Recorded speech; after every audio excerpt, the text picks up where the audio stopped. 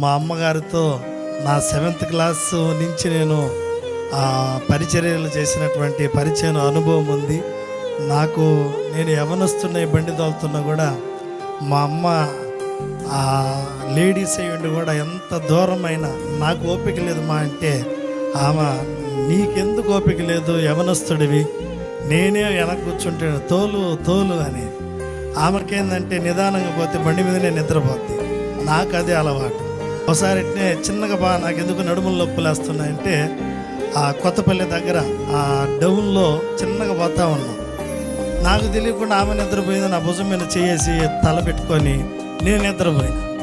ఇప్పుడు ఆ టోల్ కట్టిన దగ్గర నాగంపల్లి దగ్గర కాలువలోకి వెళ్ళిపోయింది బండి. అప్పుడు యూనికార్న్ ఉన్నది.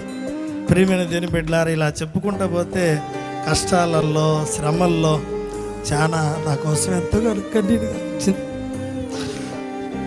మా అమ్మగారు నాకు 2 ఊపిరితిత్తులు చెడిపోయి టీబీ జబ్బు వచ్చి ఒంగోలు రవితేజ హాస్పిటల్ సుబ్బానాయుడు డాక్టర్ గారు నువ్వు 2 ఏళ్ళ కంటే ఎక్కువ బతకమని చెప్పాడు. నన్ను బయటికి పంపించిన తర్వాత మా అమ్మగారిని హాస్పిటల్ రూమ్లో రమ్మని చెప్పి, ఆ అబ్బాయి తిన్న పల్లెంలో తినొద్దు, ఆ అబ్బాయి ఎంగిలి కూడా తాకొద్దు, ఆ అబ్బాయి చచ్చిపోతాడు బతకడు అని చెప్పారు.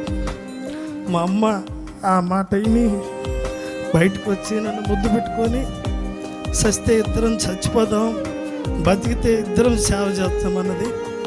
అప్పుడు బతికితే నా కోసం మీరందరూ చావడం ఎందుకు మా వద్దులే అంటే, లేదు నాలో ఉన్న సగమాభిషేకము దేవుడు నీలో పెడతానన్నాడు, నా తర్వాత నువ్వే దైవ సేవకుడివి, కాబట్టి నువ్వు చచ్చిపోతే ఎవరు చేస్తారు సేవ, పోతే ఇద్దరం పోదాము, డాక్టర్ అలానే చెప్తాడులే పద అని చెప్పేసి ప్రతిరోజు ఇంటికి వచ్చిన తర్వాత నాకు అన్నం కలిపి నాకు ముద్దలు పెట్టి మిగిలింది ఆమె తినేది. ప్రియమైన దేవుని బిడ్డలారా, ఈరోజు నిలబడ్డామంటే కేవలం దేవుని యొక్క కృప మాత్రమే.